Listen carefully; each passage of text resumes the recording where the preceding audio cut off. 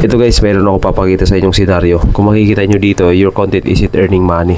So meron kasi nangyari dito na meron akong in-upload na video noon na may copyright music. So ito yung medyo hassle sa end ko kasi mahirap talaga gumamit ng music. So yun, ni-refresh ko ulit, binaligan ko, chinek ko yung mga recent na post ko, kagaya nito.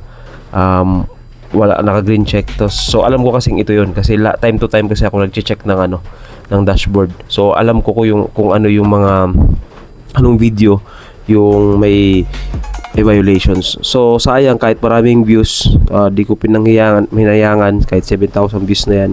So ang ginawa ko, wala akong di ko pinanghinayangan yan. So minove-trash ko na kagad siya. So ganun talaga. Makikita pa rin naman yan, ginamitan ko lang ng ibang music pero mababa na yung views.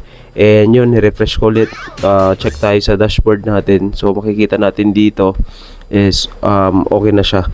So tip ko lang sa inyo, time to time mag-check kayo sa dashboard nyo and huwag nyo pang hinahayaan kahit marami kayong views.